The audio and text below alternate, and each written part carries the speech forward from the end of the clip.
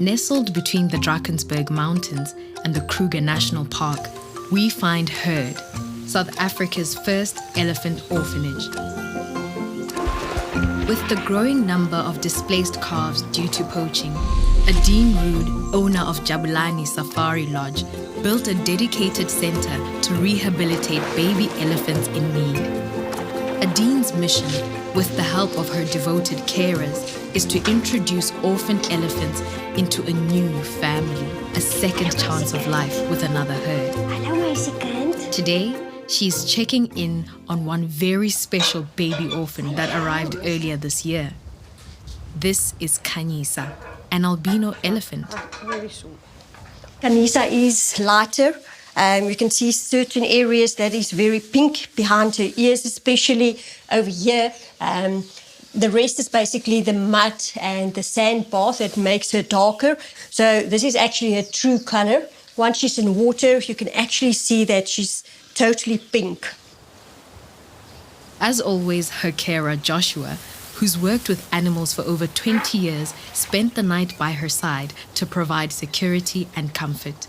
My favorite part is at night, because at night I can learn how they sleep, what do they do when they sleep. They're snoring, they dream, just like us. So it's amazing to learn things like that. Just a few months ago, Khanyisa was fighting for her life. At only 4 months old, she was found trapped in a man-made snare, desperately trying to free herself for several days. The wire cut deep into her ears, neck, and mouth. With no sign of her herd, Khanyisa was left traumatized with severe injuries. So the snare went through her mouth. There were 2 wires, and they had a knot in the middle. And then they also cut through around her ears, through here. And you can also see this ear is cut off, so it's smaller than the other ear. Wildlife vets and carers worked day and night to attend to her wounds.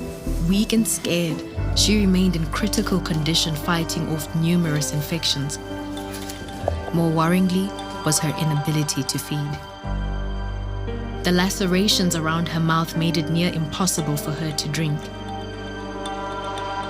When she took a bottle, she didn't drink because it was extremely painful for her. But through weeks of perseverance, Joshua managed to get her to feed. Elephant milk isn't something you simply buy off the shelf.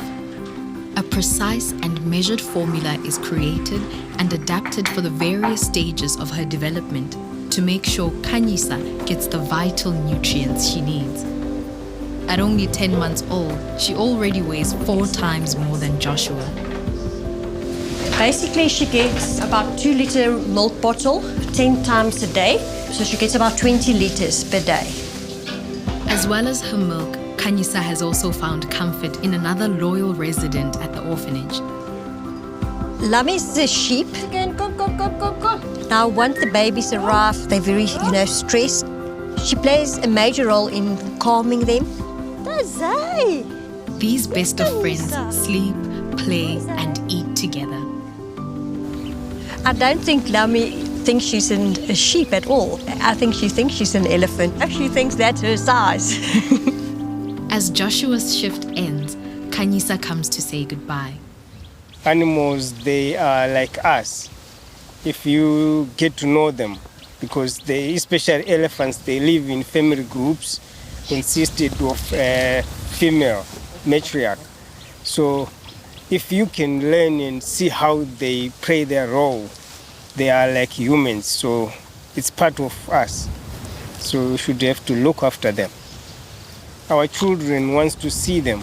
So if we destroy animals, then we don't have future.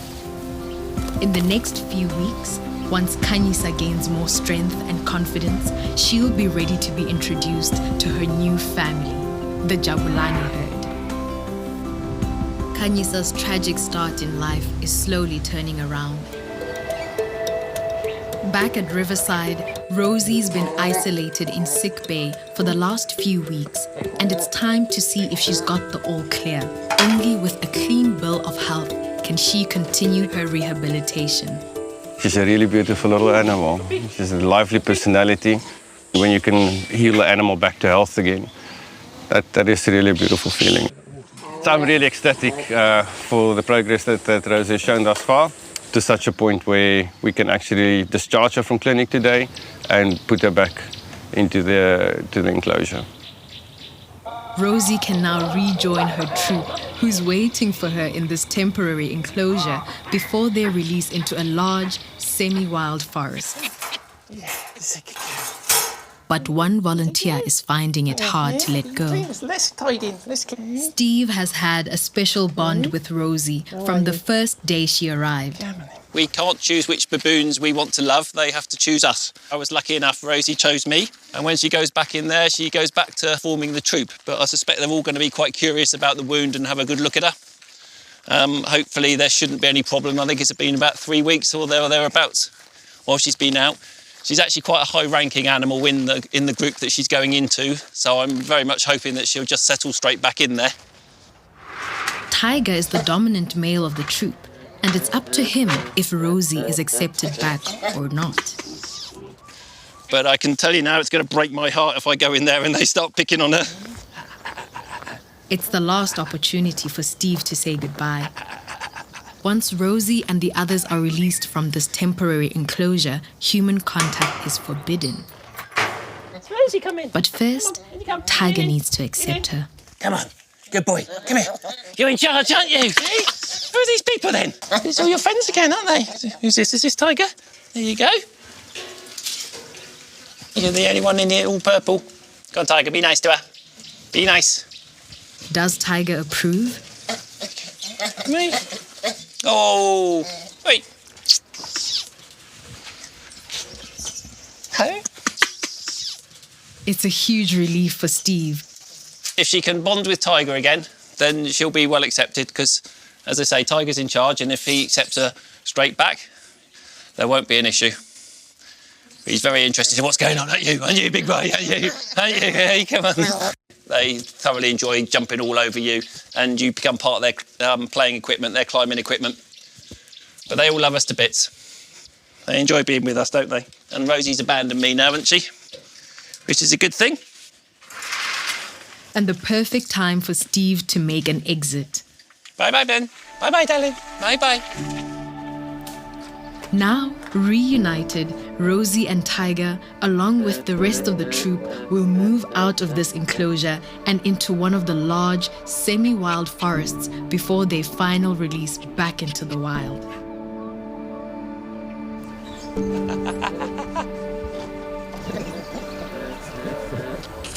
Being so young, the little warthog requires 24-hour care. She actually comes home with me and sleeps in my spare room, and then I will feed her every couple of hours throughout the night. She's a funny little one. She's got a lot of fight in her. She's very feisty. She's got a big personality for such a little animal, haven't you? And she's become best friends with a porcupine, a little baby porcupine, Thumper, that we have. So the two of them are thick as thieves. Thumper arrived a few weeks ago after she was also separated from her mother and found on the side of the road. The two have become inseparable and have free roam around the center. Fortunately for Poiki, Thumper's so young, her spines are still soft and will only harden in the next few weeks. Adult warthogs and porcupines have very similar diets and both forage for roots, tubers and vegetables. But for now, these little ones will stay on milk for the next couple of months before they move on to solids. Poiki and Thumper will grow up here together until they're old enough to sustain themselves, and Emma can find a suitable release site where they can return to the wild, where they belong.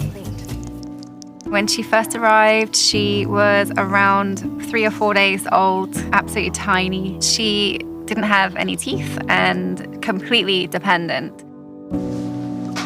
They are primates, just like humans, and they require 24-hour care.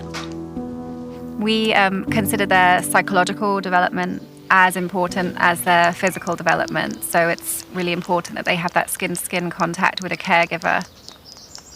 Flo's primary caregiver is Katu, and over the last few weeks, the two have created a very special bond. But I've got to offer so to shumangas uzituson ngona zina the feelings. Relationship yanga na flow donga muratu ane we attaching dina mara na diband ko dum phone. It's important for Flo that Katu and the other caregivers replicate life in the wild with a baboon family.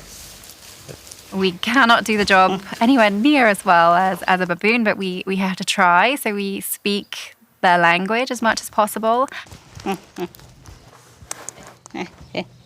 As well as feeding and playing with the babies, grooming, grunts, and lip smacking helps calm and reassure the little ones. Baboons are amazing. We need to give them sanctuary. We need to give them a second chance. Once old enough, adult orphans cannot be released alone. Without the support of a troop, they won't survive in the wild. It's not uncommon for established troops to reject or even kill a newcomer. Therefore, it's critical that Flo is integrated into a rehabilitated troop as soon as possible. In the next few weeks, Flo will be introduced to her new surrogate mother in the bonding rooms, and if they accept her, she will move one step closer to having a new family. During the rehabilitation process, it's crucial for the centers to try and replicate the orphans' natural behaviors in the wild. So once released, they'll be well prepared and capable of surviving on their own. Back at care, it's a big day for Flo, the baby baboon. She is about to meet her new surrogate mothers in the bonding room. Hope and Ayana are ex-lab monkeys, rescued after being raised in captivity for scientific testing. Ayana and Hope, the surrogate baboon mums, are actually very sweet females. So it's very easy to give them baboon babies, knowing they're going to nurture them and be good role models. Hope and Ayana are already teaching the 5 young orphans that arrived earlier this year to keep their distance. Once they have the babies, they're very protective. It serves a good purpose, teaching the babies not to go near humans and keep them at a nice distance from us. It's time for Flo to meet her new family. To minimize any stress during this sensitive and intimate process, only Katu is allowed into the bonding room to accompany Flo. The access gate between the enclosures is also partially opened, so only the youngsters can come in first to investigate.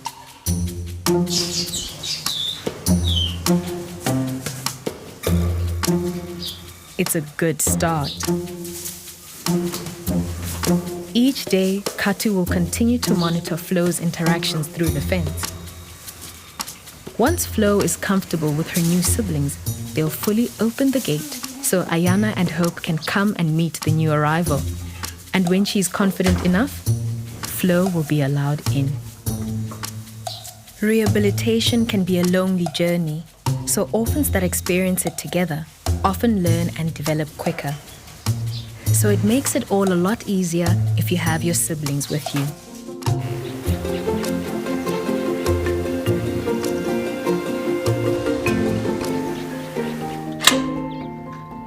Meanwhile, back at care, Flo has successfully been introduced to her new surrogate mother. The integration with the adult females went very smoothly, far better than a lot of our babies have actually in the past. Flo was very confident with the females. Immediately, Hope picked her up and carried her on her belly, and that night they slept together. It's gone really well. Very pleased. From now on, human contact with Flo is forbidden. This rewilding phase of her rehabilitation will allow Flo to become fully dependent on baboons and learn her place in the female's strict matriarchal system. She's also learning a lot from the 2 adults as well. They're grooming her, they're teaching her a little bit about baboon politics and foraging, so I'm really pleased with her progress so far. To to see them being nurtured by their own kind is very special. So it's a nice reward for a long process. It was through human cruelty that we ended up with Flo in our care, but thanks to humans which actually do want to do good things, we can give them a second chance. And that gives me a lot of hope for the future, that there are good people out there. As Flo bonds with her new family, she must break all ties with her human caregivers, including Katu. Flo di ngatori u tuanga ane yamfuna ngamanda ndizidom baba chigoyo we introduce waka kama ngoma pen. I'm not ready for it, but it has to happen. For people to understand and get that connection with these orphans is really nice, because who knows what Kati will do in her future, and hopefully she can go on and be an ambassador for the species. But karatuze ripuka zinongori ndisizine ziyafunea and ziko tomo ungarangara zino ngurupatu pakuzubura. Yeah. In the next 2 months, once she's completely weaned off milk, Flo will be released and integrated into a wild troop, where she can once again roam free. But how will the rest of this year's orphans take to the new arrival? Unfortunately, it's not uncommon for people to keep wild baby animals as pets. And while most are rescued in good condition, some can have life-changing injuries. Down at Wild and Free Rehabilitation Center on the banks of the Crocodile River, it's time for Deirdre Hubert and her daughter Dumi to take one very special orphan for her daily exercise. Luca is a 3-month-old serval. These elusive and slender wild cats grow to the size of a greyhound and live in Africa's woodlands and open savanna. Come, Luca.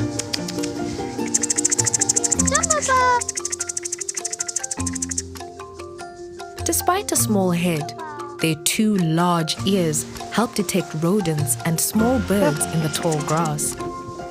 And they use their extraordinarily long legs to pounce onto the unsuspecting prey, often playing with their food before they eat it. It's hard to imagine, but just a few months ago, Luca was fighting for her life. During a harvest, a local farmer discovered 3 serval kittens. While one was sold, the other 2 were left with the owner's pregnant pit bull. The dog attacked and killed 1 kitten before turning onto Luca. She had a broken rib. One lung had 30% capacity, the other one completely collapsed. Luca remained in critical care for weeks, being drip-fed every hour with regular x-rays and visits to the vet.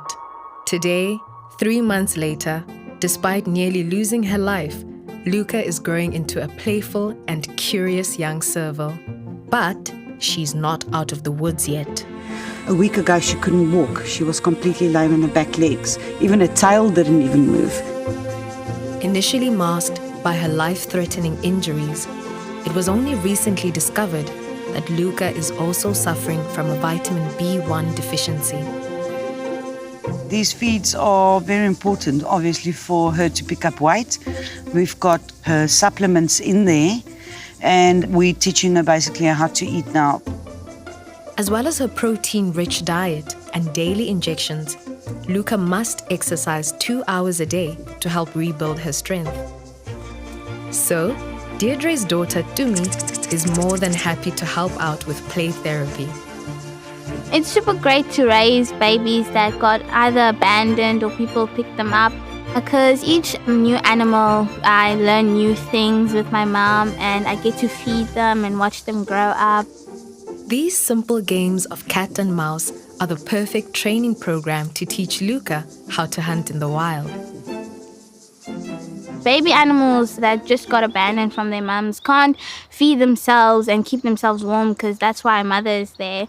So yeah, I think the job that we do is pretty amazing. Luca's injuries were so severe, most orphans wouldn't have survived. But Deirdre knew she couldn't give up. To see her improve is the most rewarding thing you can ever see. Any animal that you really fought for, and you could see that animal still got that fighting spirit, and you fight with that animal, and you pull it through, it's the most rewarding thing. Once Luca is strong enough to hunt and survive on her own, she will be released back into the wild, something Tumi is preparing herself for. Well, I feel sad in the beginning, but in the end, I know it's the right place where they're supposed to be.